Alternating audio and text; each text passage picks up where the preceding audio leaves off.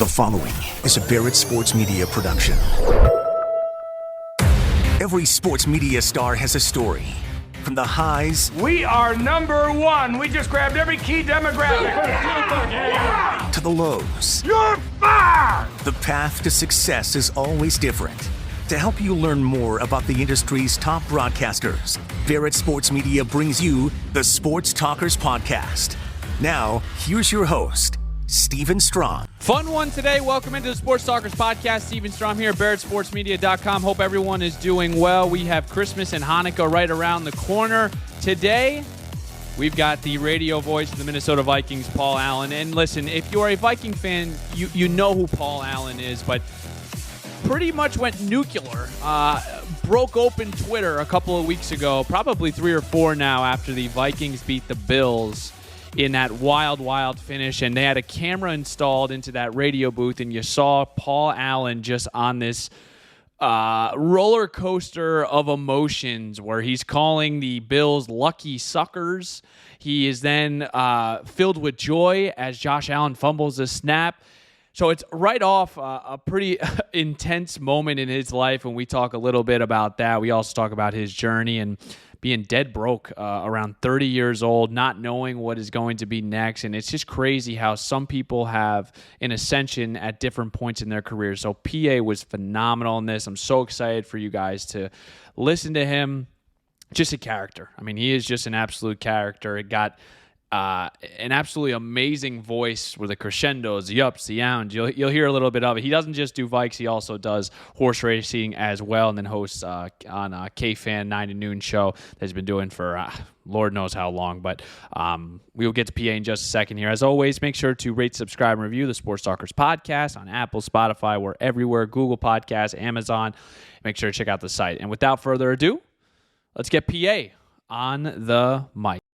All right. Let's talk your journey here. You've got a really awesome story. Let me just first start here. What did you know about broadcasting in sports growing up as a kid? Great question. Well, I'm 56 years of age. I'm from Washington, D.C., and I've lived all over the country and, quite honestly, the world. But when we go back to my days just outside of Washington, D.C., living with my single mom, in private hill apartments. So I'm ages, let's say 10, 11, 12, 13. I was the kid that would, the Redskins at the time, I was the kid that would like mess around with play-by-play off TV for my mom, either with like the Washington Bullets at that time or the Redskins. We lived by a racetrack called Rosecroft Raceway, and the balcony to our apartment actually faced that racetrack. So I saw the lights of the racetrack every single night I went to bed. I've been a racetrack announcer for 30 years. And I could hear the announcer from my room. And harness racing's different than thoroughbred racing, which I've done for 3 decades. But I would hear 8, 9, 10 times, 4 nights a week, here they come and there they go.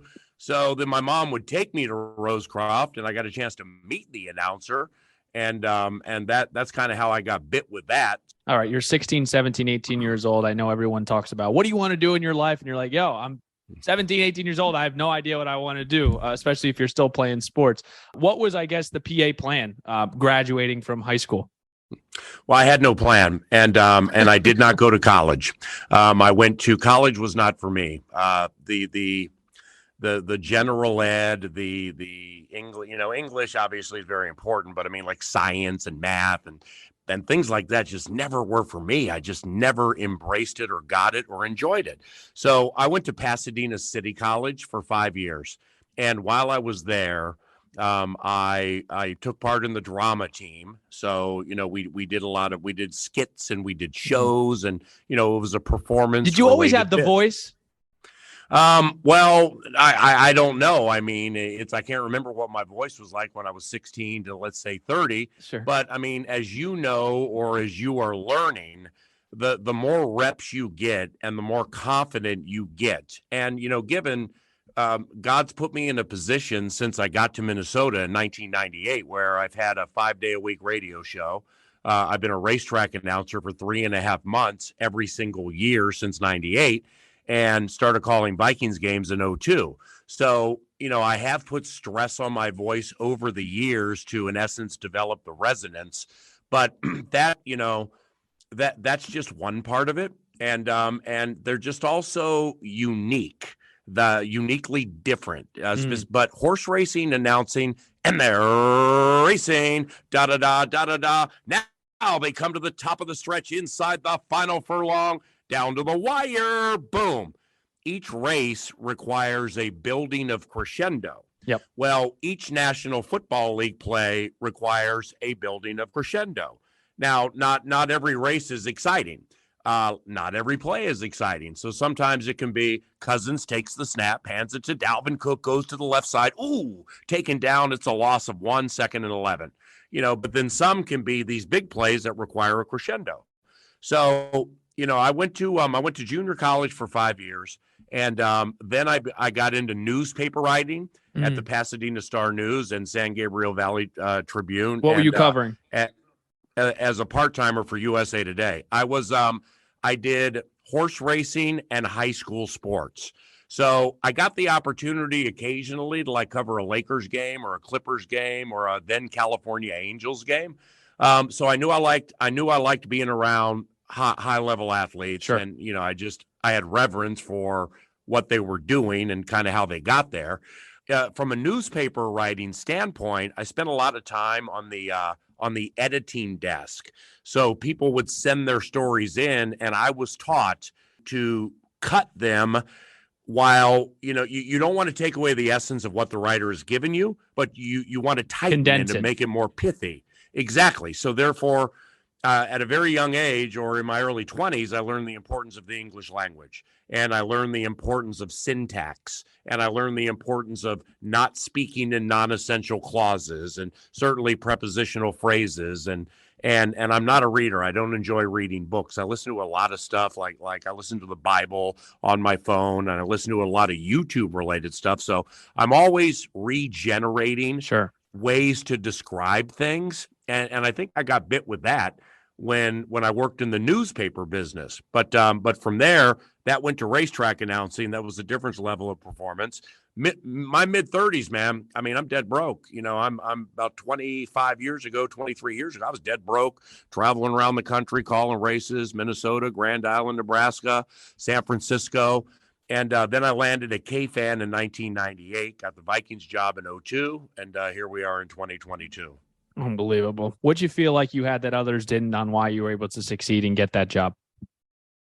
I think that's a wonderful, wonderful question, Stephen. I've never been asked that. I'm a big believer and or fan when people ask me questions like that, to really defer to those who hired me or those who listen to me or those who follow me. It's tough for me to say. I mean, I guess the answer would be is that the lines are long and these jobs are hard to find. And they've really, really become harder to find the farther along we've gone to 2022. I've worked in talk radio for a quarter century. Well, at KFAN in Minneapolis, we have a lot of music stations in our same building, iHeartMedia. But those music stations don't have actual on-site DJs every single shift because they can do something called voice tracking. So in other words, say I have an afternoon show on KDWB, which plays the current hits. Well, if you're paying me $110,000 and my ratings are okay, not great, not bad, well, why would I do that when I can pay Steven $35,000 to voice track 5 stations? This one and those around the country. Sure. So voice tracking, has really impacted that form of the radio world. But for me, now that I think about it and look back, my work ethic has always been strong. Yep. I dedicate myself to the crafts. There's a lot of sacrifice. There's been a lot of sacrifice made in my life. And that includes with my kids who are now 22 and 19, with me, with that star reporter allegedly ascending middle of my career.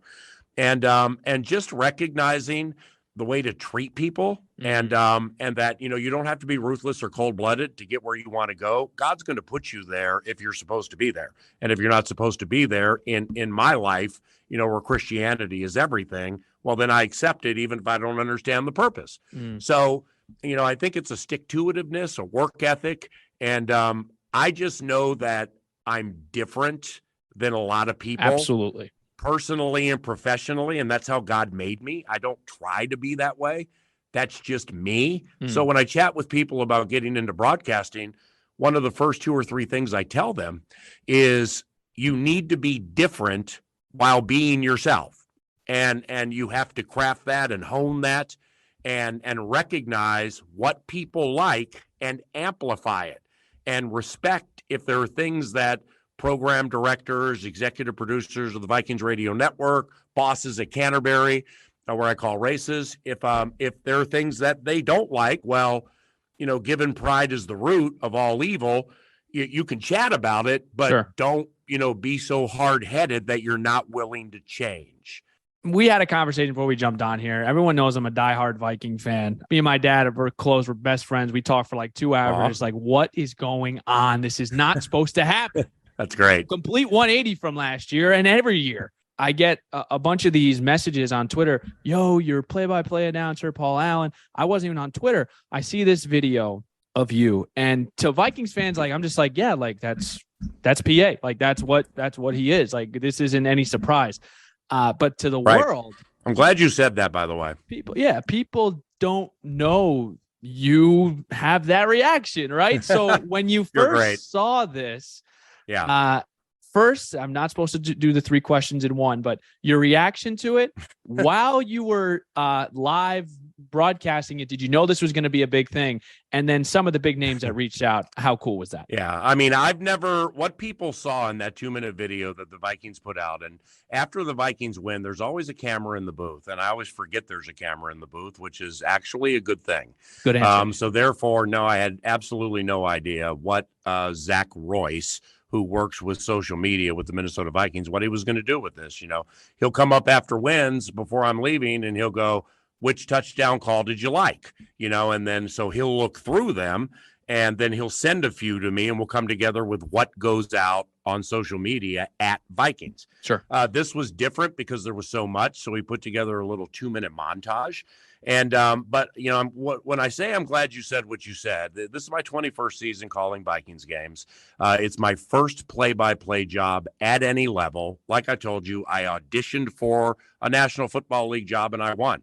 And that's with no college experience. So the path God has put me on has been unique. But I recognize that, and I don't fight a lot of things with it. I am me. And this is how God wired me. So for you to see me in that video go, you lucky suckers, okay? Well, I can't say I've ever crossed my arms and looked at a play and said, you lucky suckers. But metaphorically or symbolically, that's how I call games, whether you like it or not. Yep. That's me and who I have been.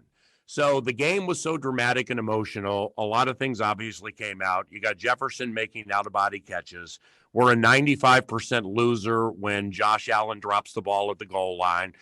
Here I am, binoculars. It's all the way down there as they go at the where Buffalo plays. So, we can't see it.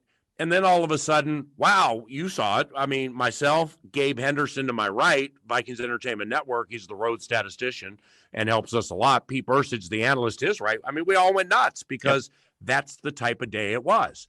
So when the game was over, Zach and I didn't chat about, like what are we going to put out there? Because I could tell on the bus ride to the airport and subsequently the flight home that his mind was spinning.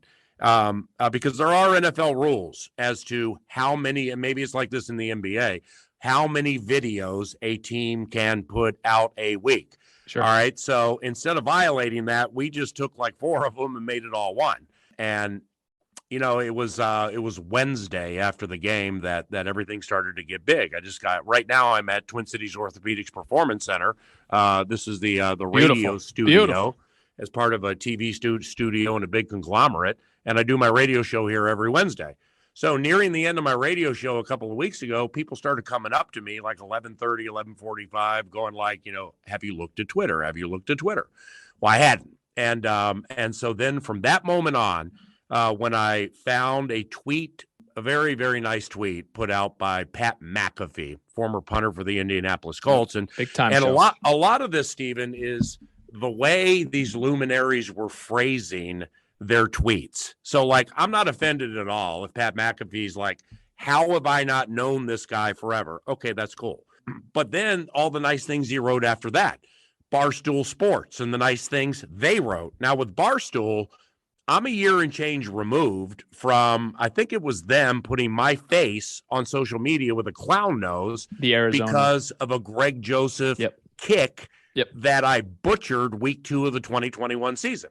And it's the only botched game-winning type call that I've ever had in my career. And that's okay. I guess it's going to happen. But nevertheless, a lot of the same entities that were rhapsodizing me and pointing me out, a year and change ago, I was like, who's this? This guy sucks. I mean, look at those eyebrows. My God, he has 3 chins. Is he Michael McDonald or Jay Leno? So I was getting a lot of that, but that was okay too. So I could sense it building. And that Wednesday, that Wednesday was difficult for me. And it was difficult for me because what was difficult was I'm not one, believe it or not, that really likes to bring the attention to me. With having these jobs that I have and the Twitter following that I have, and specifically in a state like this, a habit state, I'm cool. I love doing my jobs to give you and your dad and other people diversions from Miami Heat basketball, whatever's getting after dad. Low blow. He wants a diversion, and he wants to hear the energy and the passion and, the ups and the downs and the anxiety that I can give listeners too. So it was just all happening so fast. I gained like probably 2,000, 3,000, 4,000 Twitter followers in about a half hour.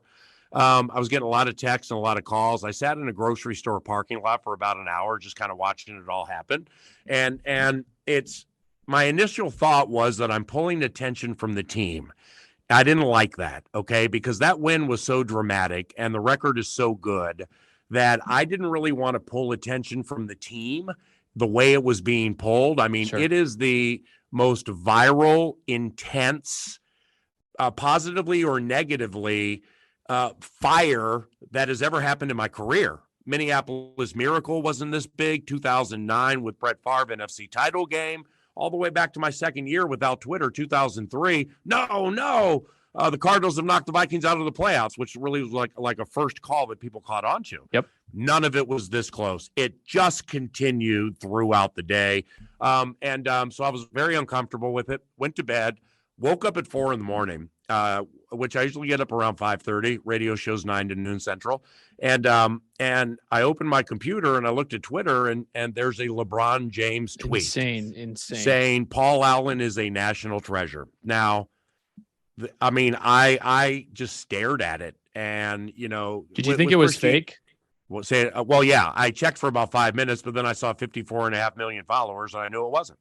And, whether it's my life with the Bible, Christianity, humility, or any of that, I'm not one who's going to be like, and God spake to me and I heard God and this vapor appeared in front of me. I'm not that guy, but I'm quiet a lot. I'm a lot more quiet than people would think when I'm away from a microphone and I think a lot. And what came to my heart was the way I acted Wednesday was wrong. I should have respect and reverence for the positive attention that was coming my way and coming the way of the team. So it took me a good 30 to 40 hours to really understand the totality of what had happened. And it is immense. It is absolutely immense. We know how much emotion you call with these games. We just talked about it. You think if you called the Vikings Super Bowl, you'd cry if we won? Man, I've only cried one time in my professional career, and that was after we lost the NFC title game in 2009 at New Orleans. Saints on my birthday. I was on your birthday too? January 24th. Yep. So what? I mean, how old were you? Like 8? No. That was 12 or 13. 2009 So was sixth grade. 2009. That was one of the okay. greatest seasons ever with Favre and my ever. dad. This isn't about me, though. It's about PA. No, but you know what? It's a lot of people, whether it's in this setting or people I run into, are like, "What's your favorite call?" I get that a lot, and that's cool. And then they'll immediately jump to Minneapolis Miracle, right? It was such just a surreal, unbelievable moment, beating the Saints at home in 2017. But that may be my favorite call, like most fun. But the most memorable professional moment I've ever had in my life was the entire 2009 NFC title game. Working around Brett Favre the entire season was unbelievable. I mean, I was actually nervous around him because he's just so iconic. Yep. And probably had 20 minutes of conversation with him the whole year. Yet after that game, because it was just so emotional, he's hugging Adrian Peterson, who was in his second year, Percy Harvin, who was a rookie, Sidney Rice in his second year, and they all teared up a little bit. So then I got the courage to walk up to Brett and say, in my 9 years of calling Vikings football, you are the single greatest, most impactful football player I've ever been around in my life, and I really hope you come back next year. And he embraced me and like pulled me close to him. And yeah, I mean, it was one of those shoulder shakes. I mean, I really melted down right there. If they won the Super Bowl, would I cry? I don't know. I'm not one to like script or write down calls or anything. I don't even know if I would have like a signature line at the end of that. I would just kind of let God guide me to where it's supposed to be. Yep. And this head coach, Kevin O'Connell, and his new staff, man, I mean, changed I'm an old dog who likes new tricks, and Mike Zimmer and I, we're really good friends when he was here. So I'm not speaking negatively or like gossiping about the previous situation, but February through, let's say, August training camp, I heard so many things about that I just had never heard, and languages that just had not been spoken in my first 20 years here. And it's not like it was in one ear out the other, or I'm like, oh, blah, blah, blah. I'm not like that. I just sat back and watched and watched and watched and watched. Well, it took me about 4 games into the season to recognize almost everything everybody said is coming to pass, and it's important. And I'm just, I'm so bitten by this job right now. And honestly, that was not the case the last few years. I called a couple of Minnesota Wild hockey games, and I really enjoyed myself. And I thought to myself, you know what? If anything ever happens here, there, or anywhere, I could call in the NHL or the NBA and have as much fun as I have my first 20 with the Vikings. And I don't care where people think my lot in life is in like the hierarchy or lineage of Vikings announcers. I know that, I auditioned for the job. I won it, and I feel like I've done a good job for 2 decades. So if I'm done, I'm done. But things have changed with me, not just because of the 10-2, simply because of the atmosphere and the aura. And it's just, but that plays into broadcasting too, because you're at your best when you're at your happiest. Yep. And there's a grind to it, man, where, for you or for people who want, and you're ascending. Okay. So you're at a great spot right now. Thank you. But there's an ascension. And if there's not an ascension, guess what? That's okay too. Don't fight it. But nevertheless, I just, I've been reading up a little on you. I can tell that you want your career, it's ascending, and that's beautiful. I had no idea mine was, because middle of my 30s, man, I'm dead broke, and I'm calling races all over the country, and I've never done radio, never done play-by-play, and then all of a sudden, now I got a 25-year sports talk show radio career, 21 in the NFL and 30 calling horse races. Unbelievable. So again, that just when I look back at the whole thing, Stephen, it's abundantly clear to me that God built this following, gave me these eloquent speaking skills and confidence to do stuff like this for this part of my life. Big thanks to Paul Allen for joining me. Very exciting and really cool for me, obviously, as a longtime Viking fan, to have PA on the show is something that I will not forget. So I hope everyone enjoyed it as much as I did. We will talk to you next Thursday here on the Sports Talkers podcast. We're going to keep banging these out. We're getting even better guests every single week. We're trying to get the best possible guests for you guys. So we will keep you obviously in the loop. We like to make announcements the day before the podcast to keep you guys on your toes. But have a great weekend. Go Argentina. And we will talk to you next Thursday here on the Sports Talkers podcast.